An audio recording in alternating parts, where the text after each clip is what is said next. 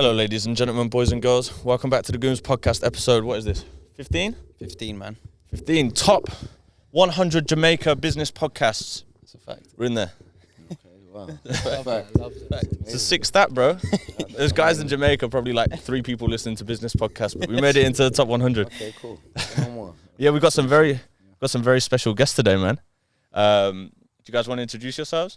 Ace Jaceen. Go ahead. I'm Marz Jaceen. Do you guys want to just tell them like a little bit about yourselves, like what you guys do and stuff like that?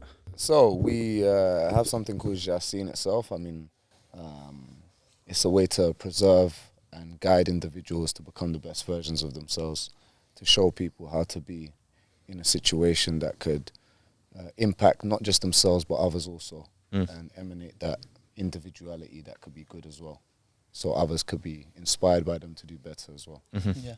I mean, we came out here to capture this amazing week.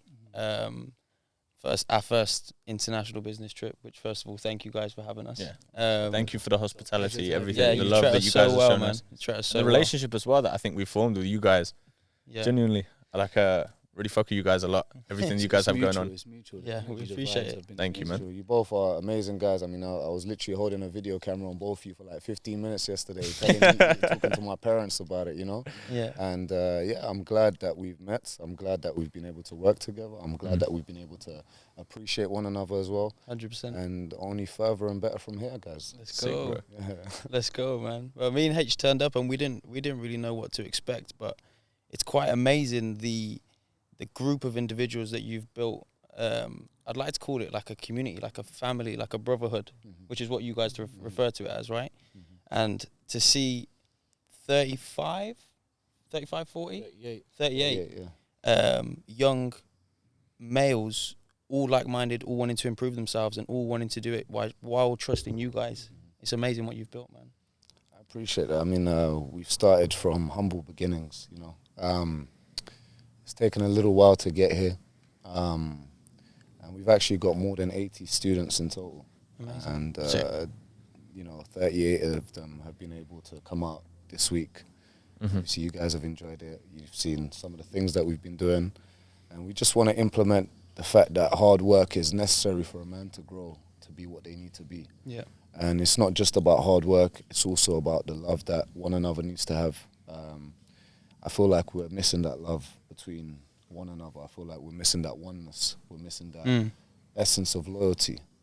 And I feel like great men in the past have done amazing things by coming together in communities, standing strong, preserving that community, honouring that community, and leading that community towards doing amazing things. What is wrong with us today that we can't do that? And one of the reasons is because we're so separated, we're so individualistic.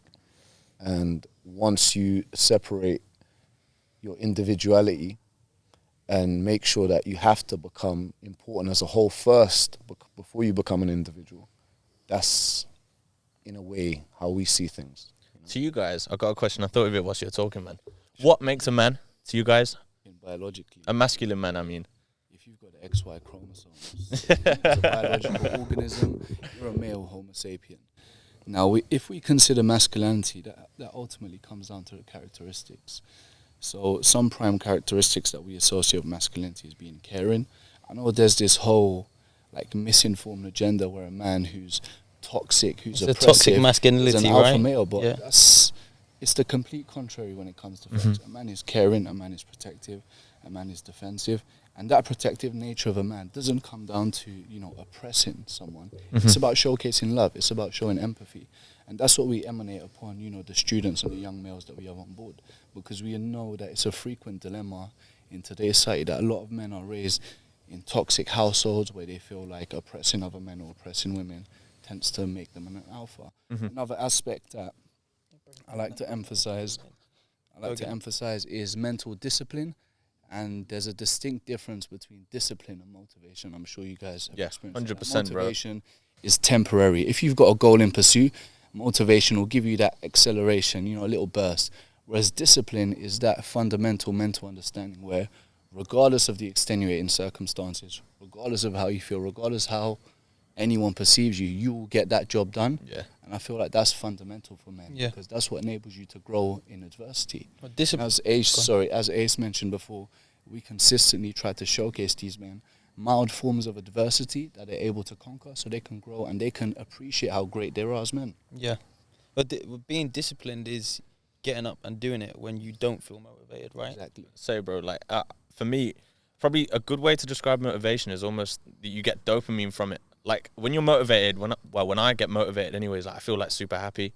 Like, and you're like, shit, like let's get this done. But regardless though, every day I'm consistent and I'm disciplined. And I get up, I go to the gym, I get everything done that we need to for the business. Like the podcast as well, every week if we need to fit in 2 episodes, like it's that discipline that's what's going to get you somewhere. Absolutely. I mean, something I've heard before is discipline is doing what you hate like you love it. I used that quote when I was working for my old man in the family business. Someone said it on a Joe Rogan podcast. Yeah, but it's Mike like, Tyson. I think it was Mike Was it- Tyson. it was Mike Tyson, yeah, it was. That quote goes a But long I way. was in the shop with my old man, like it's a fish and chip shop, standard Greek thing. I think I've actually spoken about it on the pod before, but it's like I'm there carrying trays of fish around, bro, like spilling juice over me, burning myself all the time. But it's like that would stick in my head, like I'm doing this, like there's so much more in the vision, there's so much more that I want to complete as a man, as an entrepreneur, as someone who's into fitness, who's someone who's motivated and disciplined. But it's like I used to remember that every day when I was going to the shop doing all the things that I used to hate to do. It got me through it, bro. Exactly. It's a good. It'll always get you through. I think it's an amazing way to look at life. To think of it that doesn't matter what you're doing, if you just do it with a smile on your face and you're just happy about it, it's gonna be better. Exactly that, man. Exactly that. I want to come back to you guys. You said that you came from humble beginnings. Can we bring it back to the start? How you guys were brought up and effectively what made you into the men that you are today and what made you want to push the messages that you're pushing today? Good question. Sure. We're going deep already. Good question, you, man. thank you. Good question. Hey. I was born in 1992 in Afghanistan, and this was during the war. So I'm a war baby. I was born during a tumultuous time. I was born during a time where the government was collapsing, and the Mujahideen, basically the fighters at that time that was against the government, they took over the government, and my family had to leave. Over 1.5 million people died in Afghanistan. Millions had to leave the country. We were one of them, and we moved to Russia, and that's where Marz was born. And through very difficult times, through walking and by foot, we went from Russia all the way to Western Europe. You walked to Europe. Yeah, we walked every day. You guys never told me that bit. That's nice. Yeah, we walked every day through woodlands and forests and through crazy, crazy terrains. And he was about 3 years of age. I was about 5 years of age. I don't know if you have memories, but I remember, for example, these were some of my first memories, and I still remember, for example, spending prison time in I think it was a Czech or Slovakian prison, because they caught us during the borders and they captured us and they put us in. They sent us back, and we had to do it again. That's crazy. And we've lived in refugee camps. We lived through very hard times. My dad had to stay back home and make the money to provide for us. And then my dad came over. We came over to the UK in the year 2000. I was only 7 years of age. And we moved. We lived. The first place we moved to was Brixton in South London. And we grew up there a little bit. You know, we was living on Acre Lane in Brixton and then Brixton Hill. And then we moved to Stockwell. Stockwell was some mad times because I grew up in a very gang-orientated time, early 2000s to up to 2010 times. And loads of things were involved. The school I went to, the type of people I was around. You think you became a product of your environment? Sorry to cut you off. No, it's okay. Of course. I mean, for me, it was about adaptation. Mm-hmm. For me, it was about, okay, I'm here now. How do I adapt to this scenario to become successful in some ways? And in that hood, in that type of environment, it's the drug dealers and the gangbangers and the hitters and that will be more successful as opposed to those that are not. My goal was that for myself, but I never wanted that for my brothers or anybody else. So I would make sure that he's going to football and being amazing at football and stuff. And I would be going down these routes to make sure that we have some form of protection or something, because in some ways you can't be talking to the police, you know.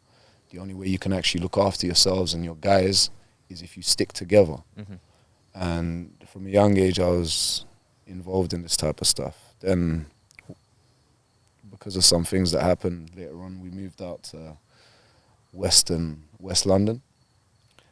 And yeah, for me, it was just like, I missed the essence of being one with a community of a hood. Like, even though it was a degenerate version of what we're doing now, it was still a community that we looked after one another. 100%. Exactly. And as I've been growing up, I've always been that guy, like in college or whatever, that wanted to bring people together. At the beginning, it was for negative reasons, more so to make money and stuff. As you become wiser, you understand there's much greater things to do in this life.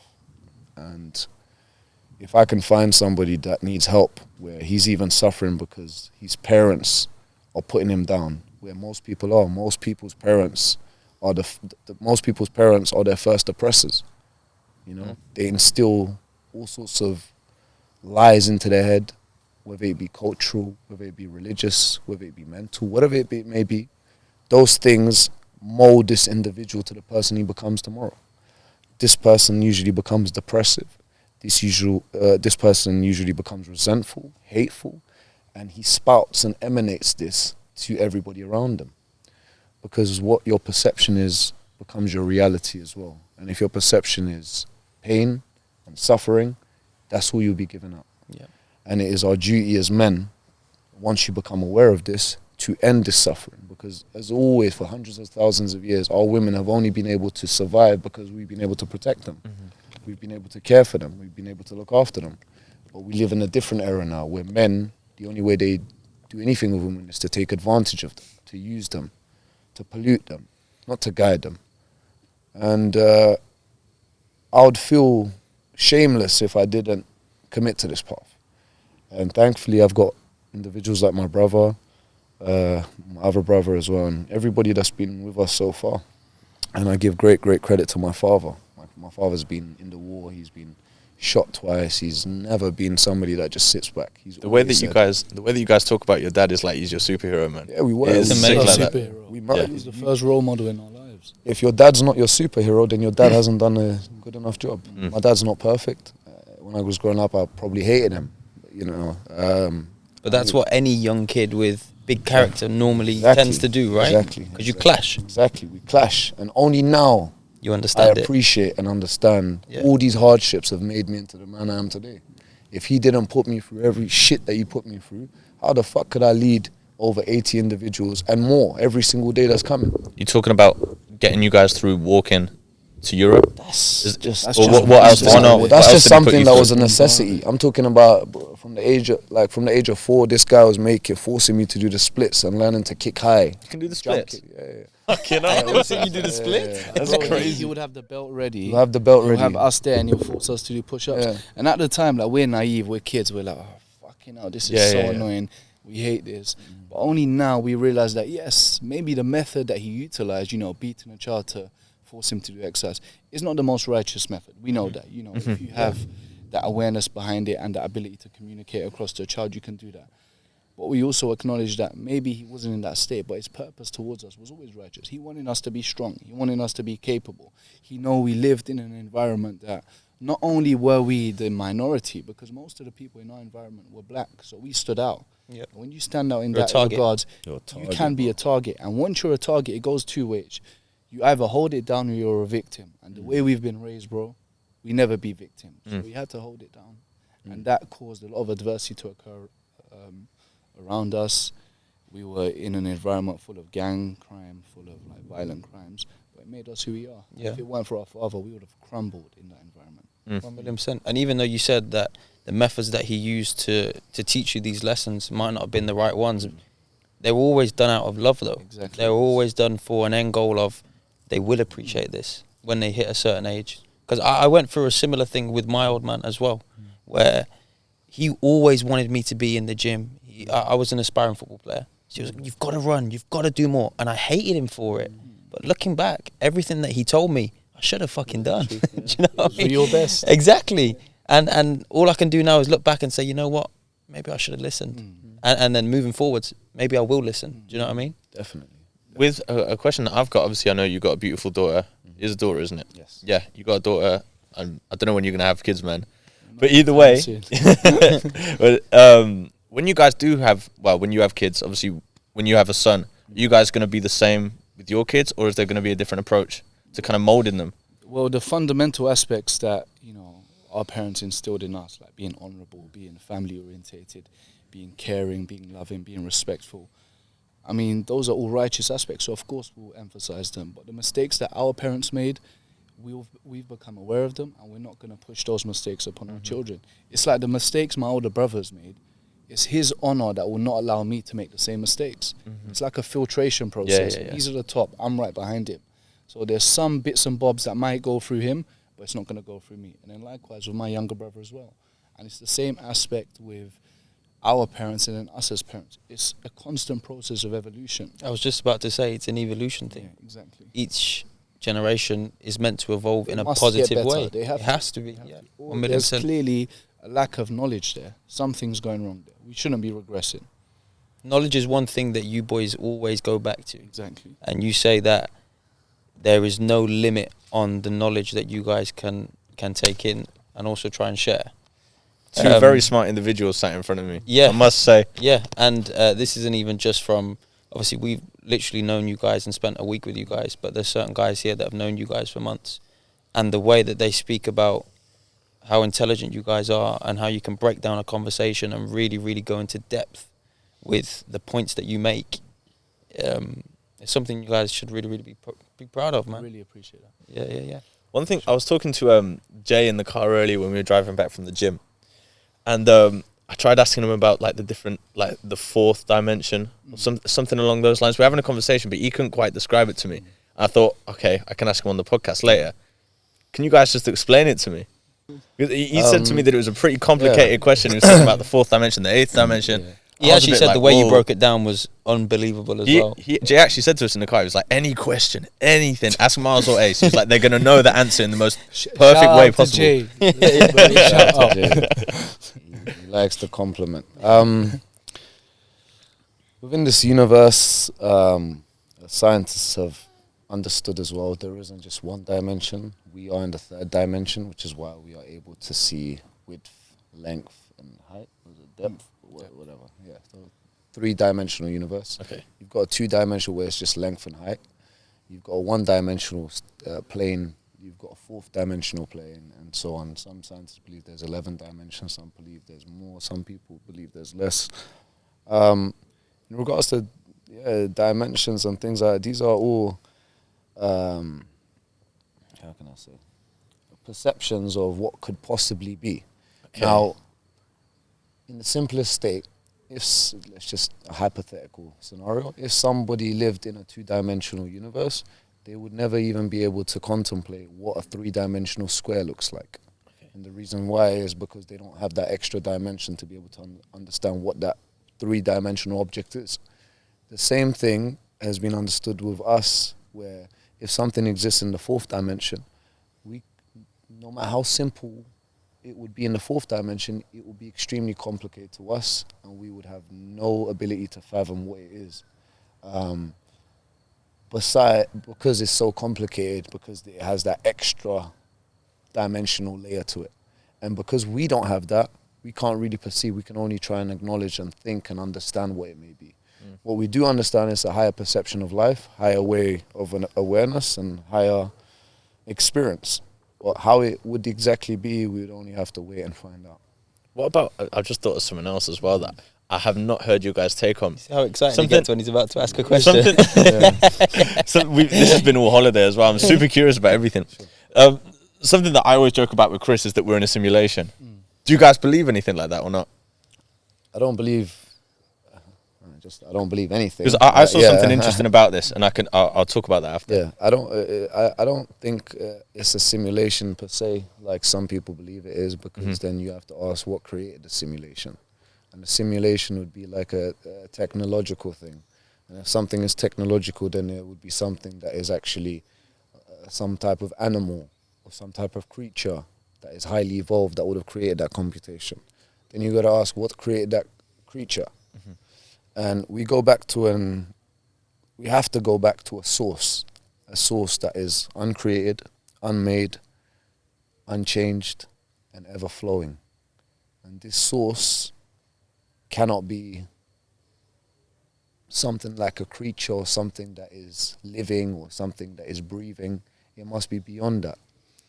And I would rather say not a simulation, but a hologram.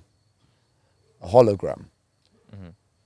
Can you explain what you mean by that? A 'Cause when I think hologram of a is hologram. a I think of hologram. Star Wars. Do you know what I mean? Do you know what I'm going on about now? Yeah. I've never actually watched, so I literally don't know what that would mean. But for me, a hologram would be something like an illusionary universe, Okay. where your perception creates your reality. So if we're in a three-dimensional space, we would have perceptions to create that type of vision for us, which is why you see trees as they are and whatnot. Almost like lucid dreaming. Similar, yeah, but at the end of the day, you can factually prove that this isn't actually real, because when you break into this tree and this microphone and yourself and this chair and that water, we are all the exact same one energy. I mean, Einstein proved that matter equals energy.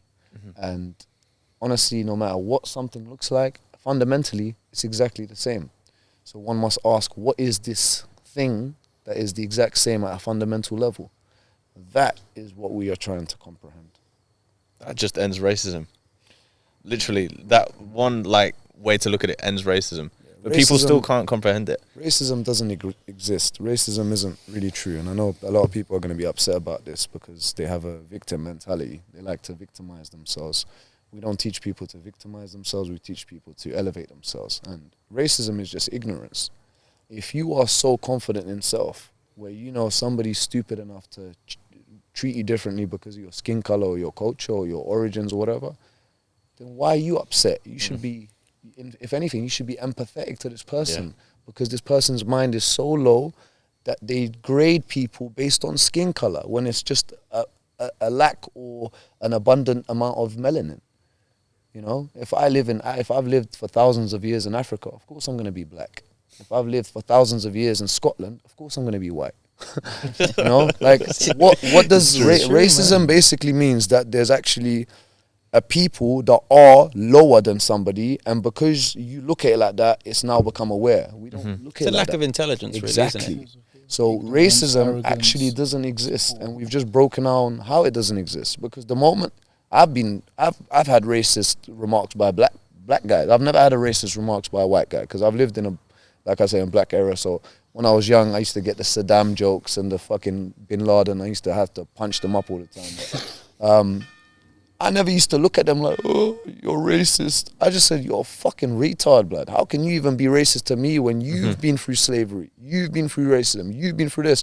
And after all of this subjugation, you're going to turn around to another black person and say, you're this? It's silly. You need to elevate yourself out of this, you know? And only the person who hates another person can be racist. And the person who hates themselves. It's a person who's suffering. How can you dislike this person? If you're enlightened, you should be able to help them. You should, if anything, you should say, wow, this person needs help. Let me provide them another way to look at life, because this isn't the way, man. And if you keep doing this, you could get hurt. You could be alienated. You could be, all sorts of negative things can happen. You know? This isn't the way. So, yeah. Something that you've spoken about a lot, you guys, is about elevating yourself as a person. How would to a man or even a woman at home, how would someone elevate themselves and become a better them? Well, in the Jaceen camps, one fundamental aspect is every individual has to have that will to become the greatest version of themselves. And I'm sure we know this as a collective. Every single individual wants to grow. Yeah. Whether they're capable of stimulating that growing process, that's different. You know, there's various different factors in play. But ultimately, one of the things we prioritize at a fundamental level, the primary goals is, firstly, you need to be healthy. Your physical health and your mental health are inextricably linked. So it's biologically proven that if you're physically unhealthy, your mental health is going to decline. Your cortisol hormone levels, which are your stress hormone, they're going to be elevated. Your natural hormonal levels, like for a man, your testosterone levels are going to be depleted. Fat deposits are going to... You know, the amount of potential cancer cells you can have, there's a wide range of comorbidities you can suffer from if you're not mentally and physically healthy. So we ensure every individual on this path prioritizes those aspects. Another thing is for you to have that mental peace. And one way which can help individuals relax and be at peace in their mind is reading. Grab a book, be in a zone, a book in regards to anything which appeals to you, anything which stimulates your mind, and read. And then another example utilize is eating healthy. If you have a healthy body through a healthy diet and you have that discipline with your diet and you're hydrated, it makes a vast impact upon your health, your mental and physical well-being. Yeah. Health is imperative. All these other factors such as financial growth, relationships, the type of clothes you are, how you view yourself, these are secondary to your health. If your health is not at a satisfactory level, then you're going to fail miserably. 100%. Well, there's a saying, a healthy man wants 100 things, and an unhealthy man wants one thing. Exactly. And it's to be healthy, right? The way that I look at it is, how can you wake up and live? No, I don't want to say you're going to be depressed, but how can you wake up and live a truly happy life if you're waking up and you look in the mirror in the morning, the first thing you see is someone that's out of shape, and you're going to go and step out and you're out of breath from going up the stairs? Like, how can you be truly happy if you're dealing with these things? You got to ask yourself how much are these individuals suffering, unfortunately, you know? And that's why we got to understand from their perspective, like, this is pain, so much pain, that they're in this state and they continue eating burgers, they continue eating ice cream, because they're so unaware how much detriment there is to this. How valuable it is having those people around you that are going to say, bro, Exactly. you fucking put on a bit of weight. Most people won't do that. Most people would rather you be happy, even if it leads to your downfall, because they don't have that extra energy or that honor to say to you, look, bro, even if you get upset with me, I care about you more than you care about yourself. Before I met you I'm guys, not going to fucking have that. How would they if they don't even care about themselves? Exactly. before I met you guys, the only person that I knew that I knew immediate to me that was going to do something like that was Chris, man. Yeah. Literally, like, to see it on this scale as well, that you guys are going to push these guys and tell them what's fucking wrong with them, that they need to pattern up. And it's It's amazing beautiful, when bro. you have individuals like that around you. Like, I've 100%. grown up and I've had a lot of share of friends, and a lot of those share of friends I've kept at a distance now. And it's not in a manner where it's like, go on, fuck off, you're not my friend. It's just, we're cool. You know, we've had good experiences. But according to the path of mind I'm on and you're on now, we're just going to naturally, you know, separate. And it's one of the greatest decisions I've made as a man, because the people you surround yourself with will inevitably lead to the type of man you become. If you surround yourself with men that don't even have the discipline to look after their health, that aren't even caring towards their family, that can't even eat well, that aren't even financially driven, that energy is going to emanate upon you. And even if you say, no, I'm different, it's going to happen. It's inevitable. But if you have men around you where you can look to this side and you're like, fucking hell, what an inspiration. You look to this side, fucking hell, what an inspiration. Even if you try and lack and they bounce upon you and they're like, come on, bro, we've got a job to do. That's when you're going to consistently to grow. Yeah. That's why we like prioritize the aspect of having a community. Like, if we look into history, there was a time where humans didn't have the intellect we have now. You know, there was a time where our hominin species were on the same intellectual level as mammoths, as fucking saber-toothed tigers. And what allowed us to outcompete them? What allowed us to become the apex predators? It's because we were able to congregate. Yeah. Once humans were able to be like, look, my bro, you see that mammoth? That's one big motherfucker. Let's go together. That alone, I can't handle. But me, you, him, and we picked that shit up. Let's fucking do this. Yeah. And from that, it was a wrap, bro. And we took over. Yeah. And it's the same in today's game. If you've got one entrepreneur alone pursuing a purpose, he will never be as successful as 3, 4, 5 entrepreneurs Hungry motherfuckers. with one fucking purpose driven towards it. The saying goes, it's you get faster somewhere on your own, but you get further with other people. Yeah, exactly. It's facts, bro. And also as well, if you've got 1, 3, 5, 10 of those guys, all of those guys are going to make mistakes. Yeah. And you're not only going to learn from your own mistakes, but you're going to learn from theirs. And you will then not do those mistakes as well, you know? Yeah. So naturally, you're missing out the mistakes that you would have made further down the line, because the guys that are around you made them, learned from them, and then taught you not to make the same mistakes. And that shows a high level of awareness as well. Like, before you experience a mistake for yourself, if you're able to hear of it from someone else, you should be able to learn from it. Yeah. Before it gets to a stage where you have to go through that. Yeah. One thing that's crazy, I don't know whether you guys have seen this, but going back to you talking about mammoths, I just want to hear you guys' view on this. So they've actually got the DNA of mammoths, and they've recreated mammoth protein, and they've made like meat that would have been what mammoths were if you killed them thousands of years ago. And they've also created DNA so they can clone and recreate mammoths and something within 5 to 10 years they're planning on actually recreating them and having them born through elephants. What's your guys' view on something like that? I've heard about that actually. Have you seen it? It's really recent, isn't it? It's very intriguing to see that technology in the scientific fields have excelled to such an extent where we can literally clone or create, species that have been extinct for thousands of years. So from that angle, I mean, it's fucking incredible. It's amazing. Bro. I mean, who wouldn't, be wild at that? But in terms of actually bringing a mammoth into today's day and environment, a society, an ecosystem that is not intrinsically adapted to, I don't really see the purpose behind that. That's like bringing a man from 10,000 years ago, a wild man who was just roaming around, Raping, killing, didn't have an idea what a fucking toothbrush was, and you bring him here in a day where we're sitting here having a... Can you imagine how someone would react like that? Exactly. They'll just end up putting that poor soul in a zoo. Yeah. So at the end of the day, you can't release these mammoths because where they used to live, the whole Arctic Circle was so much grander than it is today, and there was so much more ice and the type of plants that they used to eat, etc. So I just don't see the benefits of it today. It's such a crazy thing when you actually process what we were capable of doing today. Yeah. And then imagine what humans will be capable of doing in 200 years. That's the scariest thing for me. I think it was It's the Neil scariest deGrasse. thing, bro. I think it was Neil deGrasse Tyson that I saw talk about this. I don't know if you guys know who he is, but amazing individual. The way that he talks is fascinating. Absolutely amazing individual. And he said, so between 1920 and 1930, the horse and carriage industry was completely wiped out because cars were invented. We're going to go through something similar now with self-driving cars, where they're coming out now, and by 2030, you're not going to be able to buy a brand new combustion engine. Like, for me, stuff like that, it is scary to go into. It's even the technology of an iPhone 15 years ago. What an iPhone was capable how of doing fast technology is advancing. what it can do now.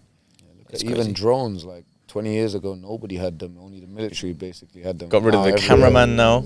Got rid of the pilot of the helicopter. Yeah, got rid of the person directing. Bro, it's nuts. It's crazy. Yeah. It is crazy. Technology is growing immensely, and I'm just a little bit worried.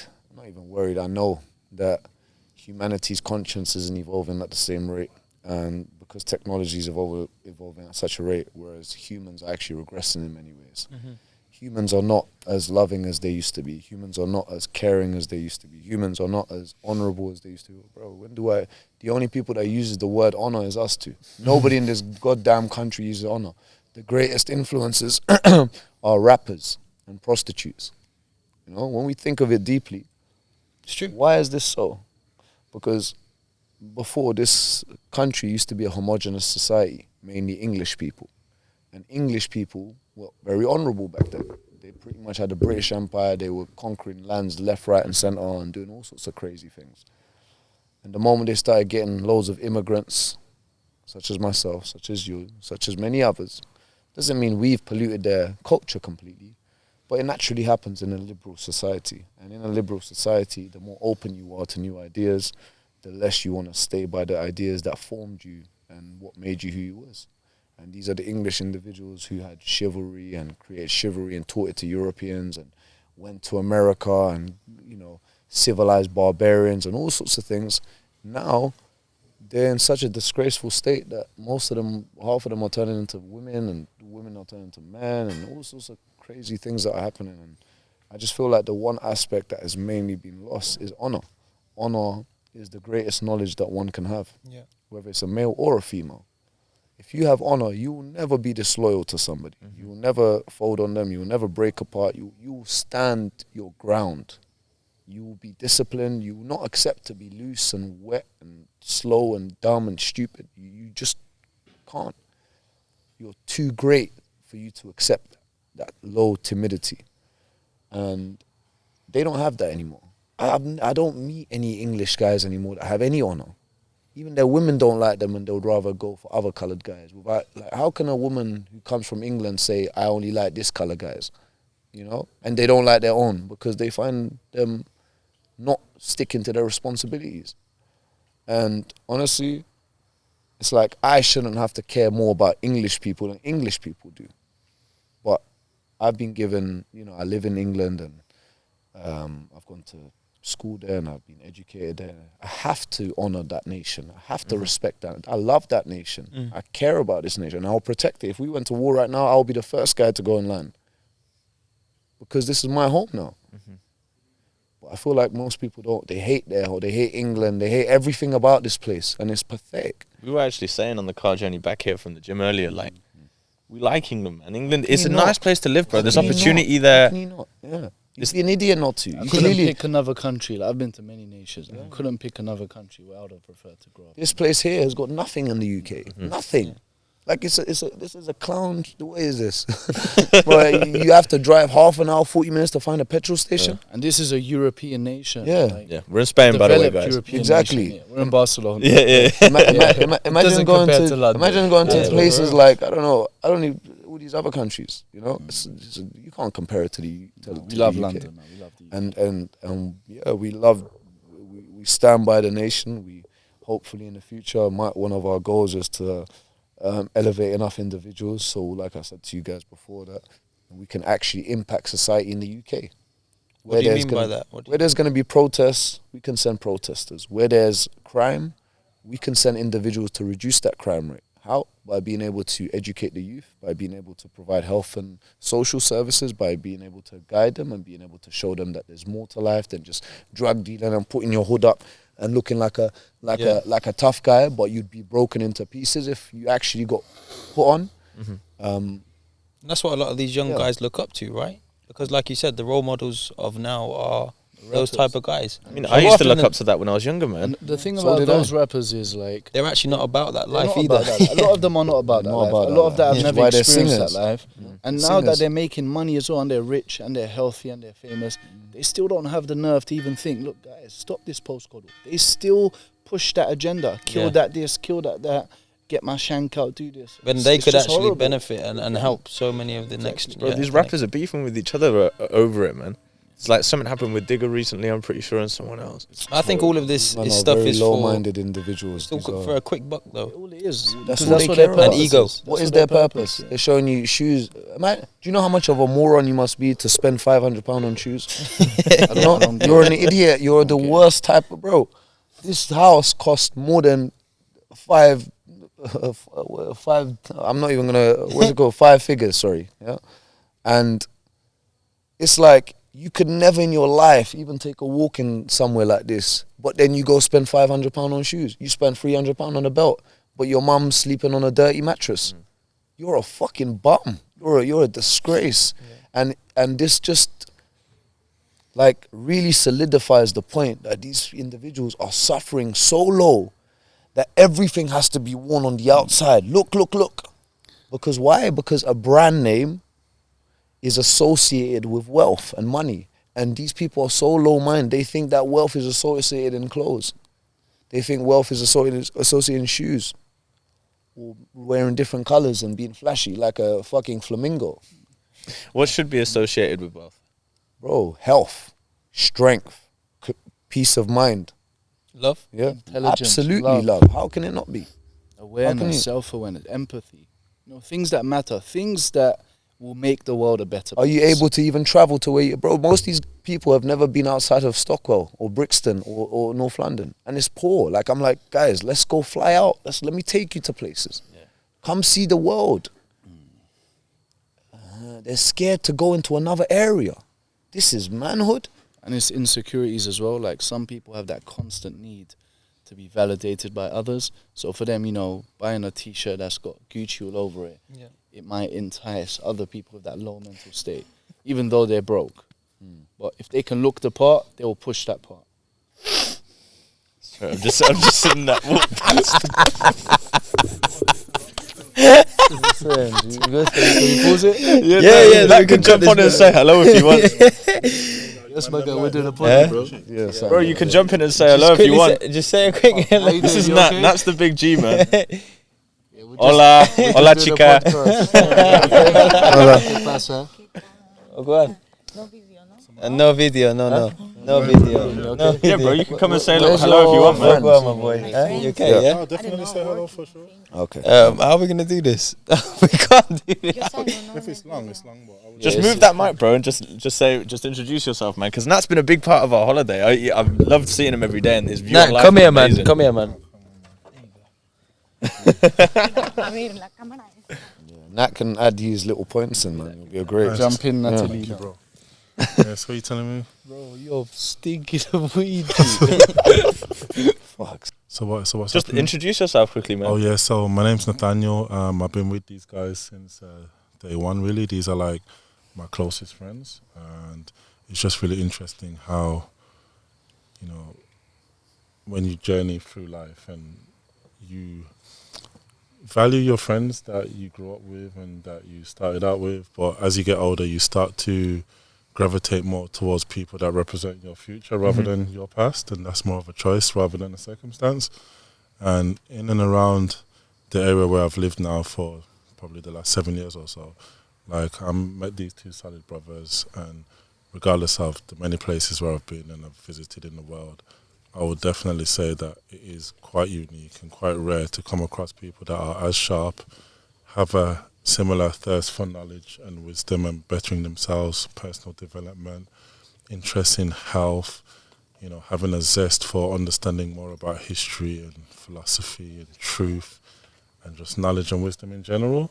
Like these guys come like, you know, top of the heap. When it comes to that. And, Real deal, man. All of you guys are. And it's as I said, it's just quite, especially with them being so young as well. They really are like really sharp, razor sharp-minded individuals that actually do what they say and say what they do. Yeah. So I really value like having them in my life and being able to be a part of what is already an epic thing, but can only grow more and more as time goes on. So yeah, I'm just really glad that I was able to come on this trip and just see the growth in the individuals that have come and taken part, and just the sheer comprehensive nature through which they've just architected this mad, unique experience. It is for each unique. and every one of the guys. Like serious shit, yo. Like, you know, military training, survival training, Shaolin. Everybody pitching together as brothers, doing the clean up, doing the cooking, doing all of the organizing, having so many different balanced things to do on the itinerary. So you're covering every aspect of people's experiences. It's just absolutely crazy and like really unique. And yeah, I've definitely feel happy to be a part of it, you know, since you know, the last 6 and 7 days that I've experienced. Sick. I wasn't expecting you to come and just drop such beautiful words about these guys here, man. One thing quickly, bro, before we swap Chris back in, what we were just talking about was clothes and how certain men think that you can, like, if you wear a brand or something, that will identify as wealth. What do you think identifies as wealth for someone? I think wealth is the richness of a person's outlook and the way that they, I suppose, have like a zest to keep an open mind when it comes to improving their previous thoughts and like refining that the way they see things as they go along. Because a lot of people, you know, they're so poor, money is all they have. They may not have very engaging characters or anything endearing about them other than material wealth, which we know is very ephemeral in this world. So I think people that value knowledge and wisdom and health and these kind of fundamental principles, what bring people forward, I think that is more of value, you know, like the content of a person's character. Yeah. What they have, or you know, how they treat people that are lesser than themselves and things like that. I think those are the really wealthy people, you know, people that you see with nothing, abject poverty in some crazy third world nations. But you see the biggest glow, the biggest smile, abundant. I would never see, like, for example, You know what I would I mean? never say, like, any of the tribes that I see, for example, in Africa, or these even individuals, like, for example, some San tribes in Southern Africa, they still are like they're called pygmies, and what they do is they hunt bushmeat. All they do is they hunt and eat, like, meat that they kill themselves and they eat, and these are some of the most happiest people that exist. And for hundreds of thousands of years, we've lived with no money, no finances, no monetary allowances, nothing that was material where we could trade and exchange. And these things only started just about 2,000-3,000 years ago max. So are you telling me for hundreds of thousands we were poor? this word doesn't. This word only exists today in this. Swap Chris back in, bro. Yeah, in this Love, man. time and Go day. do your thing. And Sorry. yeah, it's like, of course, everybody needs to be financially healthy. That's one of the things that we teach. That's Ciao. That's one of the things we teach. That's one of the things we want our students to become very aware of as well. One thing that I think it's very important to emulate these things that our ancestors would do, such as hunting and providing. Like, although we can't emulate them too exact now because obviously food's more accessible, we don't really have much need for to be able to survive because life's relatively easy now for the majority of individuals, especially in England, where we're from, Europe, all those types of places. But things like, I mean, I know we've spoken about it, but things like putting yourself through adversity in the gym. I mean, I saw something, I can't remember who was talking about it, but there's the hormones that get released when you provide a big meal for a family, for a group of men, like the boys have been doing, and things like that. That emulates with your hormones the same as killing an animal and bringing it home to your tribe, to your people to eat. I think it's super important to do stuff like that, man. Like, I look forward to putting myself through adversity every day. You guys make sure every single day as well that there's enough food for everybody to eat, Yeah, to be yeah, full, exactly. to be left over. Exactly. One thing you said that was important, it reminded me of my dad when you said, like, it's not a feast unless there's food left over. And like my dad, every Sunday we sit down and we eat, and no matter how many people are coming, there's always a shit ton of food left over because it's just, my dad's like, what if someone else comes? Like, it's nice to be like that though, man. Exactly. That's And how we've been grown raised up. that way. Yep. Like that's been Raised like imperative that. in our culture. Like I being think it is a cultural stingy thing. Yeah. and not emphasizing hospitality. Like we've grown up that way. So whenever we've had family around or whenever we've been around our family, food is always a surplus. There's always more food to go around. Yeah. There's always leftover. Mm. And you know, me personally, I'm a massive foodie. Yeah. So when it comes Look at the to size of him, when bro. it comes to feast, I'm always like, put more in. Put Yeah, more yeah, in. yeah. Ace is a bit conservative with that. So he'd probably be like, no, it's too much. And I'll be like, look, I'll have it, bro. Just put more in. I want to bring it back to Jaceen and what you guys are building. I don't know if you guys are comfortable to talk about this, but I want to know roughly. You don't have to go into too much detail, but where do you guys see your brand? Is that what you would call it, your brand? Or would you really? It's not our brand. It's something Call it that, the brotherhood. Community. Yeah, our community. We might have to create a new word for it, but it's. Where would you see it in 5 to 10 years? At this moment, Jaceen itself is a beautiful health business. It's a health brand, and we literally provide completely organic and completely natural products to be able Should have to. brought some here, man. That's all right. There'll be a link to your guys' website Yeah. in the description, so you guys can go and check all of that stuff out after. I mean, we've got, and this is without, like, once somebody uses our products, it's a wrap. It's like, man, how the hell did this come out? And everything is sourced at the highest quality, completely organic, because we know the negatives of something that's non-organic, and we want to provide it at the best state that it is. And the type of research that goes into every product and the amount of time that goes into every product, we make sure that it comes out as the best as it is. One of our products, for example, Alpha, which I'm sure you've heard quite a few people speak about, it is literally the most powerful male product that exists.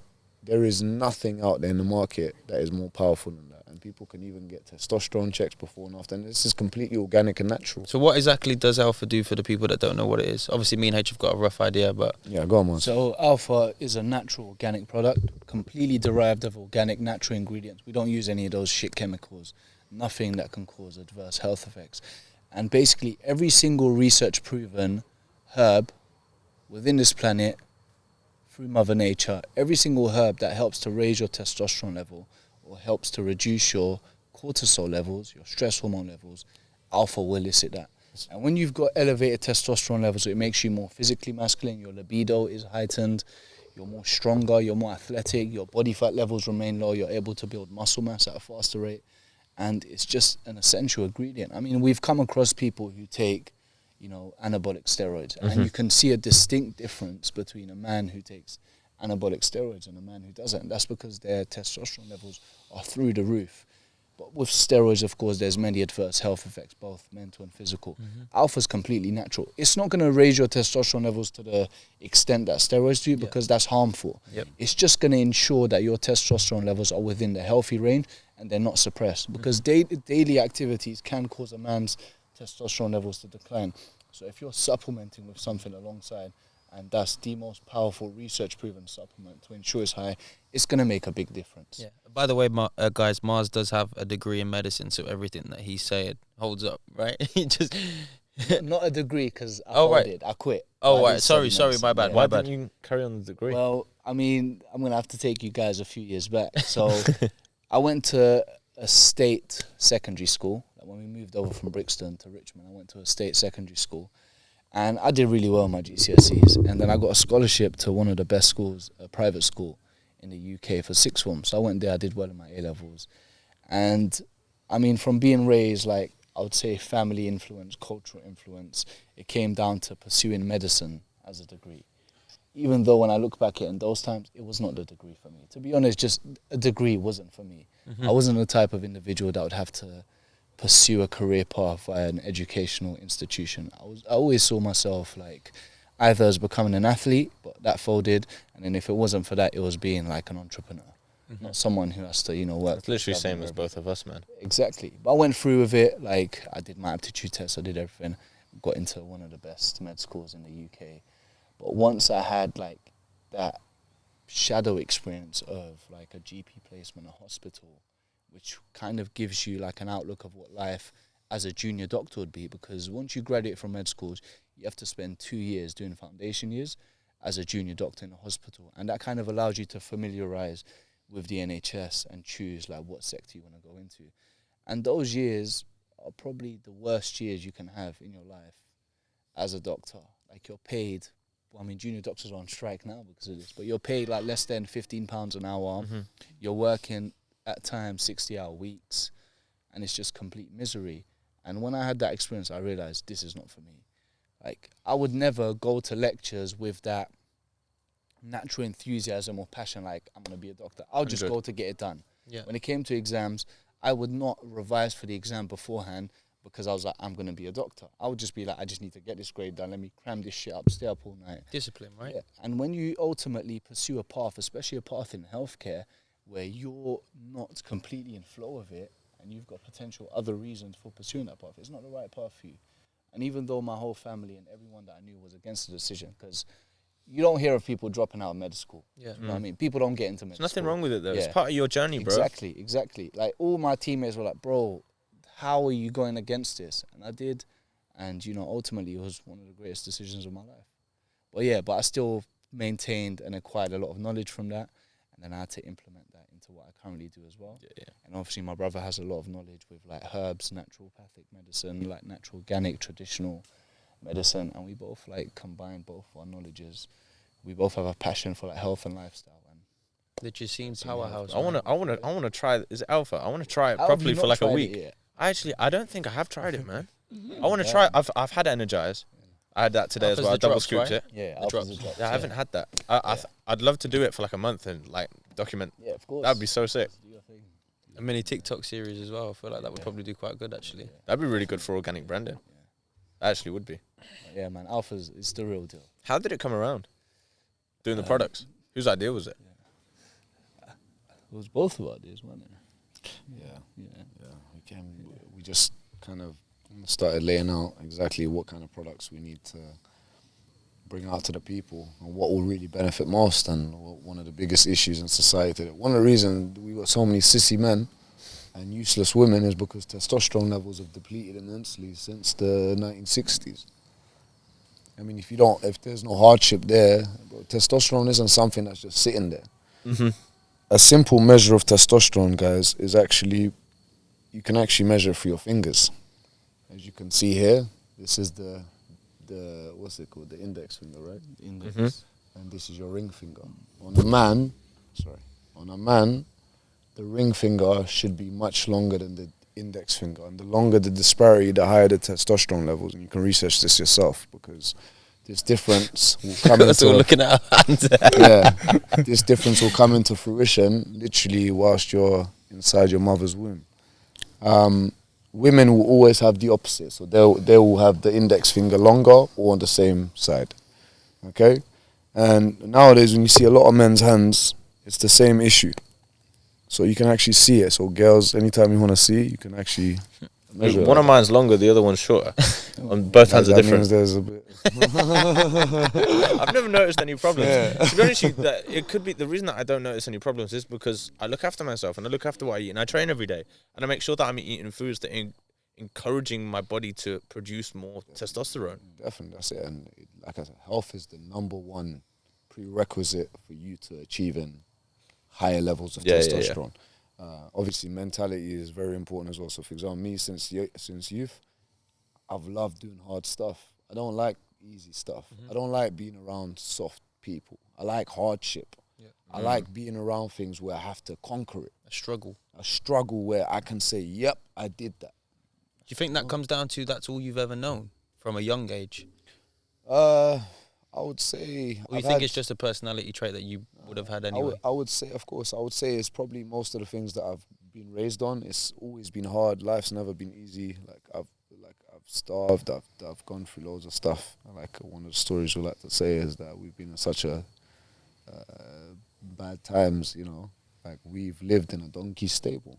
When we was trying to come through to the UK, we literally lived in a donkey stable, and we used to hide when the people would come and feed their donkeys and horses, and they'll put the vegetables in the haystacks for them. And sometimes certain vegetables would drop from the hay and they'll go underneath the haystacks. And then Mars here would be an expert to crawl underneath and find something. How old are you guys? Bro, I think I was like 3 then. 4. I mean, my dad came from nothing, but you guys like really came from nothing. Like my dad was like, okay, like they had a house, like it was a shit house. There was like in the house there was like 6 of them all together, I think. And they're all living in like one concrete box, but they had somewhere to live. Like I thought that was probably like, this is seriously like, fuck, like you guys had nothing. Literally nothing. It's truly crazy, inspirational, bro. man, to see what you guys have built and continue to build, and just in general the people that you actually are and what you stand for, from where you've came from to where you are now. No matter how much money I take a lot of inspiration from, and I'd like to think that everybody listening and watching would also do the same. I appreciate that. Thank you. And I mean that, honestly. Thank you, bro. Thank you. I mean, just meeting you guys for, like I said, this whole week, I've been able to see, not just myself, but pretty much everybody's been able to see how, like, in line we are with our thoughts. You know? We're able to literally sit down and discuss whatever it is and come to a good understanding, and it's beautiful. I remember the first night we went out to get some food, and me and H pulled you up on something, and you were saying something that I think I asked you who inspires you, and that's how we started talking. Something along those lines, and we went into a conversation that didn't need to be that deep and ended up being deep. And you said, like, you know what, the boys, they're ready to come and sit down and have a conversation with us, because before that conversation, we were just the 2 videographers that turned up, right? Yeah, I told him straight up. I said, you men are not ready. But then once I had a conversation, I was like, yeah, you men are ready. Yeah. And I was straight spoke up to you, man, in the sauna when we linked up. I knew you, man, were ready. Yeah. I think one thing that is pretty unique about me and Chris, which a lot of guys that would have potentially come on this trip wouldn't have done, is if there's been something that we've disagreed with that you guys have said, like, we've been open about that. Yep, 100%. Do you understand what I'm saying? A lot of guys won't do that. A lot of guys would sissy out or say That's something. what creates and I don't interesting like convo, that. though. Yeah. Do you know what I mean? My shadow's with me all the time. If you feel like something I'm saying is wrong, or if you have a different idea, please, I'm always open to hear it. And someone will have a lot more respect for somebody that's honest. Exactly, bro. Someone that's a lie, that's lying, and you can see they're lying and continue to keep up that lie. I would never respect that person ever. That's one thing I'm sure, I don't know, hopefully you guys have noticed this, that we're so honest, like we're not ashamed for you guys to have alternative views. Like we're confident. Like, do you know when you're okay and you've got an open mind and you've met loads of different people and loads of different cultures, it's okay to be different. Yeah. Like, it's okay to have a different, it's okay where you might say yes, somebody might say no, and you have to respect and understand that, because, you know, they might be in a whole different place. It's not always about instilling what you think is right into them. That's not the right way. So yeah, man. There's a couple terms which I'd like you guys to define on the podcast for us as well, which I just thought of. Shameless. What does shameless mean? Anytime when somebody is not committing to their duties. Basically, if you thought so, You know what I'm going to say next to that? With shamelessness, to simplify, you should also always be in a state where you're looking to evolve, Yeah, where yeah, you're yeah. looking to become better. If you're not better now than you were a week ago, then something's wrong. If you're not better now than you were a year ago, something's wrong. Every time I look back at my former self, it's not a thing of putting myself down, but I'm always just like, damn, I cringe. Bro, I'm I like, cringe. We had at this myself. Bro, when conversation there's about the when Snapchat there's memories, come innit? up, bro. I'm like, damn, this is where I was at. Yeah. I mean, don't get me wrong, look, I was still a solid guy. Yeah, you know what I yeah. mean? I was When still ahead of others. Yeah, I was still ahead of a lot of people. Yeah. But compared But to like the compared man to I me, am now, yeah. I'm like, you know, I've come a long way. So if you're regressing, you're shameless. Yeah. You're just slacking. You're it's gonna just ask the word about we've the used. shack Yeah. now, innit? I was going to ask the about dickless dickless. I literally said. We have to cover that. We have to cover bro, dickless. so being dickless, basically. You don't ever want to be dickless. I know certain man that Yeah, dickless though. When not we- gonna name no dickless names. man, Not gonna yeah. name no names. when we say dickless, what we actually objectively mean is a man who is not good with women. Okay, I feel like every male has to be phenomenal around women.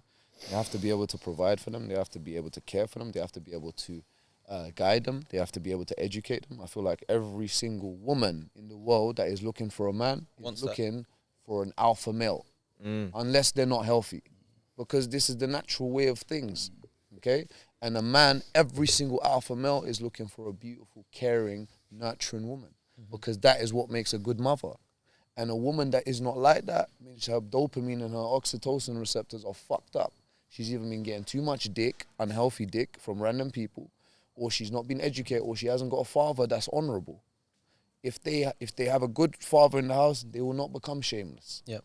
If they haven't been getting dicked around by loads of different, which is unhealthy anyway, they're not going to That be. will fuck a girl mentally Of up, course it bro. would. Every time a woman has sex, every single time from the beginning when they lose their virginity, they release a whole bunch of oxytocin, which is why a girl likes What's oxytocin? Oxytocin is the love chemical that makes you feel like you're in love. Okay. When do men release that? Men release in small amounts. We actually release dopamine.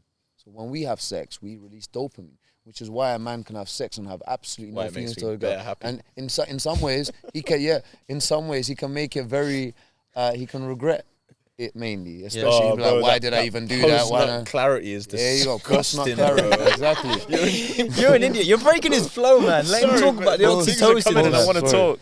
Post-nut clarity. There you go. So obviously you get the So the ways. females, every time they have sex, release Every time, oxytocins, which is is why they cuddle you, which is why they get upset when you don't want to speak to them afterward. Not that I know, but I've heard this in movies and stuff. You know, so It's the hormone that's associated with like emotions being caring, yeah. whatever. We release it too, but they release But it less. a lot more. Yeah. and Okay. this is what I'm about to say is deep. Every time a female has sex and that oxytocin is released and that love is not made, because a woman is supposed to attach to the man she has sex with, because naturally they're supposed to have a child and she's supposed to love this man and love this baby. What happens is the body gets used to it, because they're saying, oh, every time you get emotional and lovey, you get depressed because you're not getting that love. So let me stop releasing oxytocin. Let me increase dopamine instead, because your body doesn't want you to suffer. So now there's a whole bunch of females that get a short amount of pleasures, then they feel depressed again. They don't even feel love anymore. And whose fault is it? Is it the woman's fault? Absolutely not. It's the man's fault. Because it's down to the duty of a man to be honorable enough to not allow this type of society to exist. But because men are so weak now, this is what women have to do. You know, and it's messing up the whole thing where nobody can have a relationship. Any relationship breaks apart. Families breaking apart. People are not having children anymore. Population rates are going down. Oh, man. And people are getting depressed and depressed. I mean, how many people do you actually see with a smile on their face nowadays? bro, it's I'd crazy. like to that say you that I wake up with a smile on my face Yeah, most days, man. we do. How many people A in lot of general? other people crazy, don't. bro. Yeah, A lot of it's people don't. very little. Even little change, all they have to do though, really, to wake up with a smile on their face, is just make little changes. I mean, one thing that I say, is just pretend to be happy, and you're gonna be happy. It will happen eventually. Like it might not be the same day that you're pretending to be happy, but if you wake up with a smile on your face and you just try and be positive, even if shit is the worst it can possibly be, it might not be good in a week, it might not be good in a month, but eventually things are gonna get better. You can always have a different outlook on things, right? Yeah. It's always a perception of your reality. If your perception of your reality is that everything's shit, then naturally you're going to feel that way. But if your perception is everything could also be better, or let me try and make it better, then naturally you're going to be slightly more happy, right? I agree with this. That was good. I agree with, nothing against, but I don't agree with just thinking you're happy. I feel like the moment you are aware that something is not good, you must act upon it to make it good. Once you act upon it and that action comes into place and you actually make it good, that's when you'll be happy. It's like I have to go to work or I get to go to work. Yeah, exactly. Like one of them ones. If you like pretend to be happy, it's like a band-aid approach. Yeah. It's like you're covering it, but you're not rectifying the sole issue behind your lack of happiness. I mean, when I say like just put like a smile on your face, the way that I mean it is like life's not too bad. Like there's people that are worse off than you. Like let's say for instance, Appreciation. let's say for instance it was something as simple. My car broke down and it cost me $5,000 to fix or something. For instance, and that put you in a shit mood. Like you don't need to be in a shit mood like that. There's somebody that's doing a lot worse than you. Exactly. Do you know what I'm saying? Like that's something so minor that's realistically, I know that it's your transport, but it's material that's gonna make you upset. Do you get what I'm saying? Like for myself, like one of the main like mental perceptions that I uphold to ensure I'm always in a state of peace, well, nearly always in a state of peace, is I don't attach to the past. Everything that's occurred in my past, whether it be 10 seconds ago or 10 years ago, I take as a learning curve. I just look back, I accept it, I acknowledge it, I reflect upon it. Sometimes I'll reflect upon it even more to be like, hold on, I remember when this happened. Why is it that this happened? Why is it that I acted in this way? And that's just, like, your past experiences are some of the best lessons you can just sit and learn of. The present moment is all I have. The present moment is all you ever have. Everyone that's ever existed, there's only ever been a present moment. The past and the future are just, in respect to the present moment. So I live in the present, I prepare for the future. I'm not anxious about the future or worried. I just prepare for it and I just learn from the past. No matter how difficult or strenuous it's been, Everything's a lesson, bro. doesn't do you any good. Exactly. Everything's a Doesn't lesson. do you any good. That's why we say knowledge is the most important thing. I think one thing that you said earlier, which is what I need to do more. We already had this convo in the car. I can't remember where we were going.